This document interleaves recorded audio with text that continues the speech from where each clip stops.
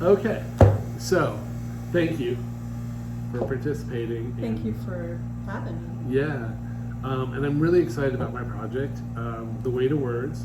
And so I want to ask you what word has meant a lot to you, or means a lot to you, or has changed, or you touched on something really important. Like if you asked 20 different people what a word meant, you might have 20 different answers. Yeah. And so that's part of the excitement for me of words.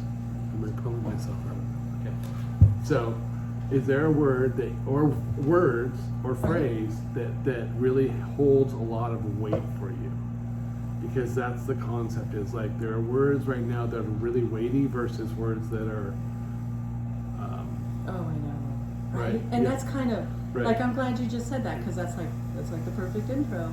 Yeah. Because the first word, when I was here with you the first time and you were sharing this living wall experience with me, and I immediately thought unity, right? Unity.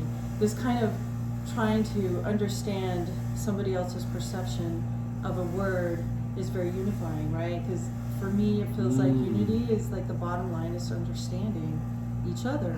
We don't have to be aligned, but trying to understand what we're not familiar with is a way to unity.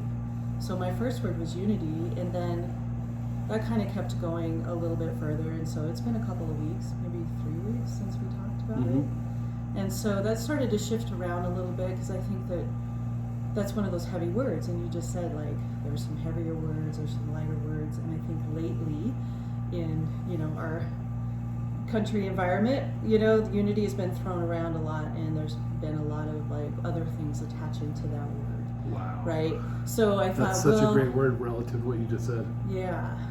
I didn't want to wear everybody out with it, or kind of like be taking the hot word of the moment. And I was like, well, I think maybe we're climbing a mountain to that. And it got me thinking about different space that we occupy. And something I've always been fascinated with is not the typical space, but the in-between spaces. So the spaces that we hold when we're on the threshold of change. And liminal space is one of my favorite things to research and to explore in my work and in life. And I don't know if you're familiar with the word liminal or the definition. Thank you. Liminal space can be a literal space, it could be a tangible space, it could be a psychological, emotional space, it could be a metaphoric space. But liminal space is that moment. It can be fleeting, it can be kind of drawn out, but most of the time for human beings it's a little scary. And that's only because it's on the precipice of change. So for example, you're going into surgery and they're getting ready to give you the anesthesia. So you're thinking, what is going to be on the other side? Right. Or what's going to happen in that space between now and then, and that is that liminal space, and it's a little scary. Or it could be you're on the threshold from one room to another. You're in one experience, and you stand on the threshold, and now you're in a new experience. It could be simple. It could be complicated. It's life and death. It's that brief moment where people, they pass on to the mystery, and they're scared of that liminal space because the familiar is comfortable. That is not the unfamiliar. And if you think about it, we're always kind of in that space, right? Because we can't predict one moment to the next. I mean, we can to a certain degree, but if I get in my car, and knock on wood, I don't want to get in an accident, but anything can happen to sort of shift your perspective and shift your entire experience, and your expectations are all blown away. So I think maybe, the whole idea of unity, maybe we're in this space of liminality, where we're on the precipice of change and something else. But the whole idea of liminal space gets me thinking, like, it's supposed to be this brief moment in time from one space to another space, and the familiar to the unfamiliar. Maybe we're always in that space. And maybe that's another way to sort of keep myself in the moment. That's what it means to me. Like, that's so good. It's a little woo. But No, not at all. Not at all.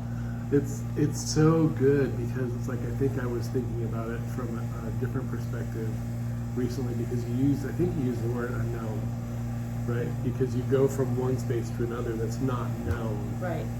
And that to me is like such an important concept for me personally, because I was literally thinking about it, like the idea of how many questions you have and how many answers can you actually get. Yeah. There's so many things you can't possibly get answers to. Right. I'll use death as the one that we're not afraid to. It's like, okay, there are people that claim that knows what happens, but really does anybody know what happens? So that liminal space that you're talking about there Yes. becomes really powerful and very interesting to me. Because when you start to back that out, to your point, and start to get more comfortable with the unknown, I think it does force you to live in the now, right? You can't. Well, you can't know. help but feel that moment. You can't help but feel it. Like imagine yourself like walking into a dark hole in the wall, right? There's a dark hole in the wall. You know there's something on the other side of it, but you can't see it. So the farther you go into that dark hole, the light gets less and less. There's nothing familiar. Now you're in the dark. You're in that liminal space. Is there something beyond it? Is it just darkness? Do I keep going? What do I do? The door shuts. Now you're truly in the liminal space. You know there's going to be a change. You might not feel it. You might feel it. It might be between life and death. It might be just the here and now. You can't imagine it. It's like a really intense interview. You don't know what's going to be on the other side of that. Or for some people, it's Thanksgiving.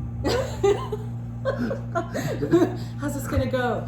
But I don't know. I shouldn't compare Thanksgiving to walking into a dark hole. No, but you know what I mean. You said that in the beginning. Actually, is what you said is that you don't know, like if it's a momentary thing, like it's a quick moment, or if it's a longer time period, or if it's we're constantly living in it. Is what I thought I heard you say. Where it's like this is a the constant state of change.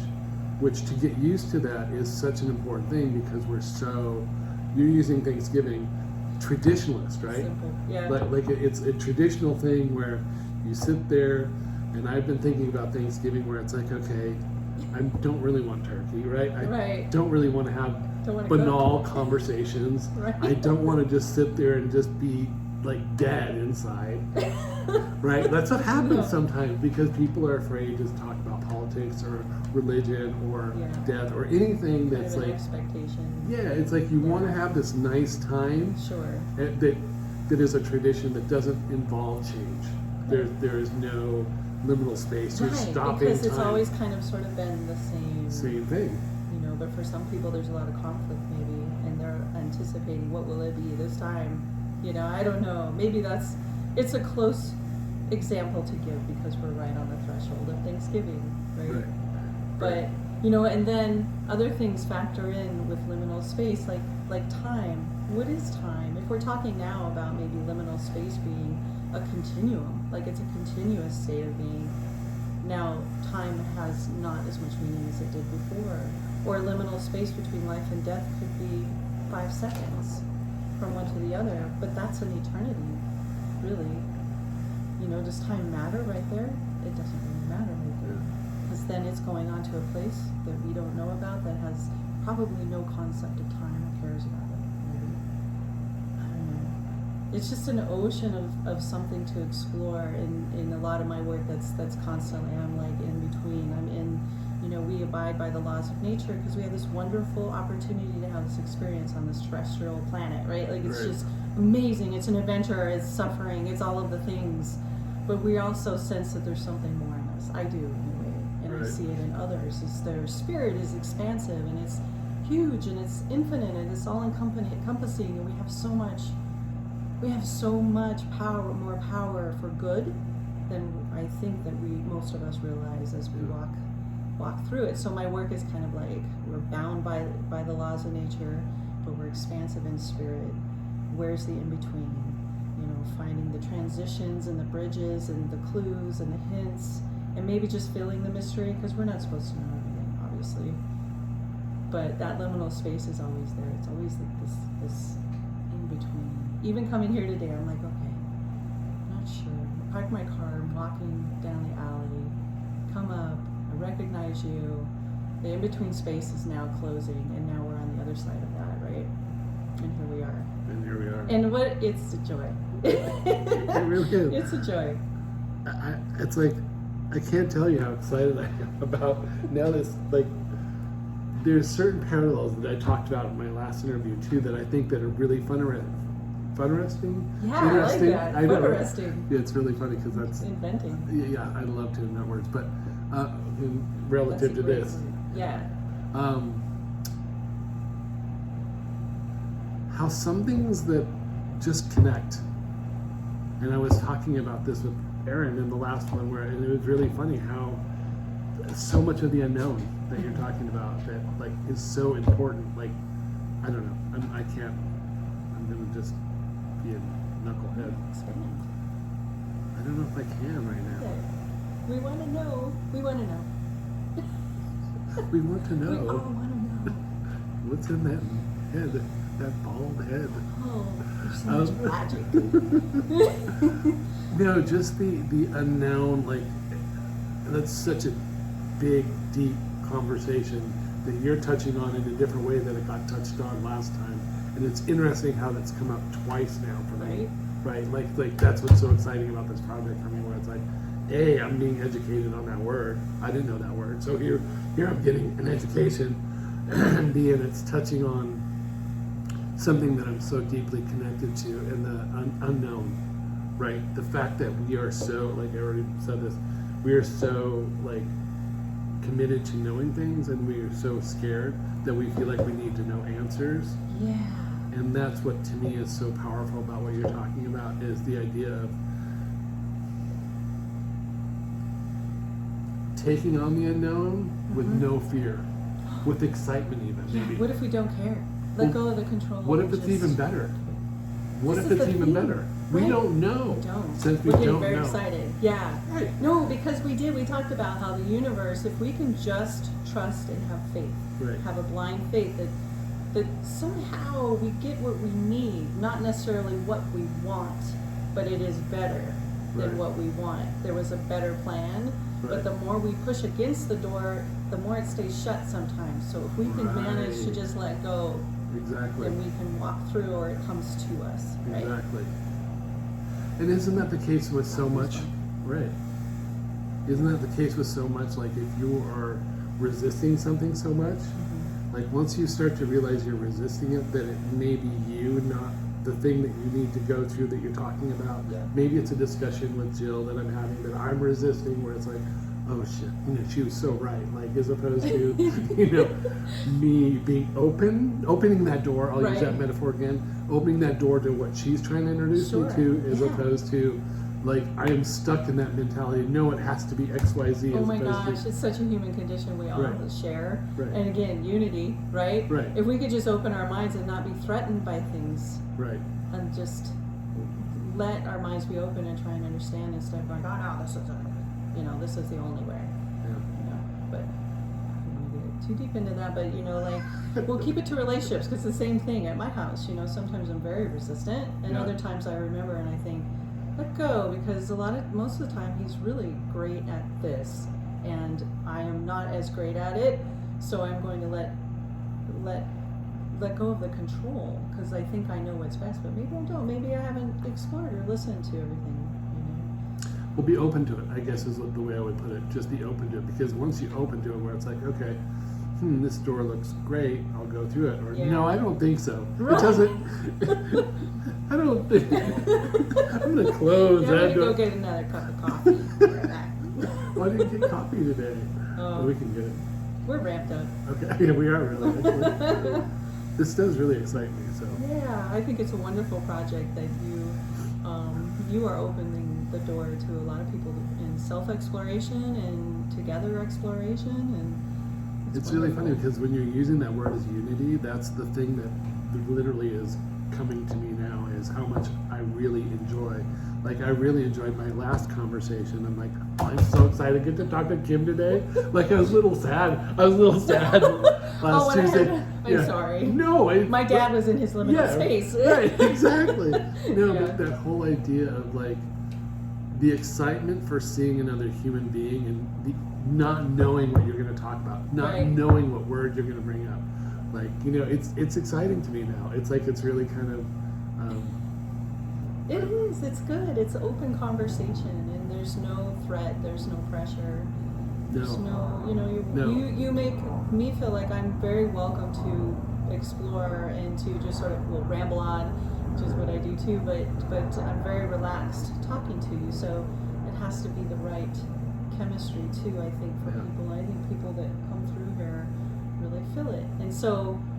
Yeah, and so now it's dawning on me that liminal space from the outside world, which can be kind of a little, we have to shield ourselves and Yeah. use our animal mechanics to Right. recognize danger or safety and all those things out there.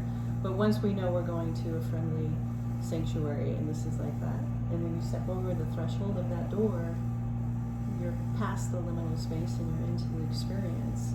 That's so fascinating This is because wonderful. it is really wonderful. And that is exactly part of what we called this studio at one point was safe space, right? We really wanted to create Yeah. this safe space, Exactly. and so it's been interesting how that's kind of changed, like has morphed into this. It's safe space, but it's an inspirational space. It's a place to be able to do a stream of consciousness thought, and it's not like there's no, like that's where it needs to be.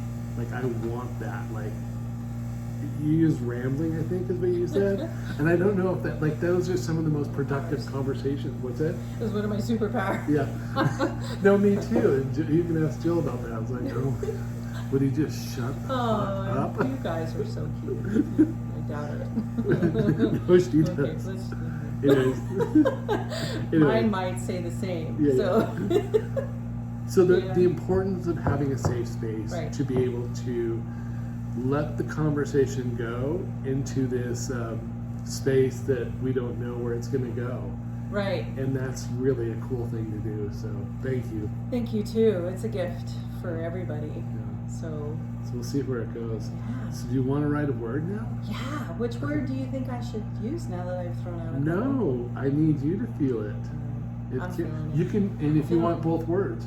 One of the things that I did recently, here's the word that I used, I haven't written it on the wall yet, I don't think, is love and sadness. And I'm going to write them over each other. And part of it has to do with that we have this romantic notion of love that there's no sadness in it, but love is always involved sadness when you think about those long loves that have they've been married for 50 years and then she dies and then, it's like, there has to be sadness in love to really appreciate the true authenticity of what love means, right? So maybe one can't exist without the other? Right. That may be what I'm saying is like you've drawn a connection that may need to coexist. I don't know. So they layer on top of Yeah, each other. they can. They can do whatever you want. Yeah. So Yeah. You're making me think about my dog. Dogs are the best lesson in that, in love and sadness. I think they teach us how to love, but they teach us that it won't last forever. So, they're just not here very long. Anyway. that's really fascinating you Yeah. brought that up this morning because, to be honest with you, when I got in bed last night, Paris, our older dog, if you will, was in bed and she was nuzzled up against me, and I thought, there's almost nothing like the love of an animal, and I'm not to dismiss my wife at all, and her affections and her stuff, but the purity in which they exist is just so extraordinary. And those that really understand that love really have the capacity to love really deeply, I think, because it's like they're the magic. They are our teachers. I believe Yeah. they're here to teach us. Yeah. They're angels. Yeah. Yeah, they're not here long enough. Right. But to your point, that's part of our lesson That's that we our learned lesson. about love And and, for love each and other. sadness. That's where For I'm each going. other, yeah. And so, well, she sounds very sweet. Yeah, she was. And I know. Bug. This Bug you're talking about. Bug, yeah. She was my gorilla dog. She went through all of the Right. She went through some big life changes with me, a lot of upheavals, a lot of endings and a lot of beginnings, and she was so extraordinary. Just her spirit was so giving Yeah. and so accepting. Right. That's so sweet. And then you know, everything was fine, and then within 48 hours she was gone, just like that. No warning, no long-term illness, no nothing, just Really. my good little bug, and then boom. So that was my lesson. That was one of my really hard lessons. But I'm glad you shared that, because one of the things I've noticed with Paris, she is super affectionate lately. Like she has more affection than she's ever been. pay attention. Like, and that's what I'm doing, Yeah. is I'm paying attention to Yeah. signals. Like, what if it is? Like, what if she's an older dog, When right? they're vulnerable, they'll come closer. Right. Bug was getting very, very affectionate too. She would just sit and stare at me. And she Right. would do things that she was normally not her usual, you know, like for the last few months. But I didn't recognize that as her feeling bad or anything. Right. But she was feeling vulnerable, I think. And she started to prepare a place for herself in the garden too. She had a favorite part in the garden. Wow. Now she would go out there, and when she was sick that first 24, I couldn't find her anywhere. She had put herself in the garden. She had dug a hole and curled up in the hole in her favorite part of the garden in the soil. And that's where she was planning on. She knew she was going there to die.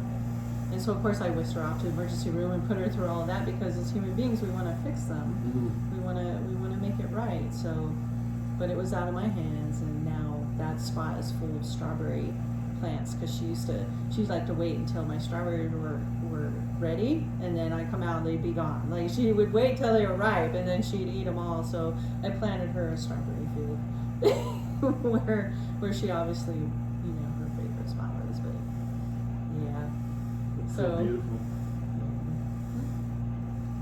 Still, you know how they say you still hear them in the house. And she's around. But hug your babies. I do. Hug your fur babies. I do. They're such gifts. They Oh are. my gosh. I know. I don't know what we did to deserve them besides you know, breed them out of being wolves.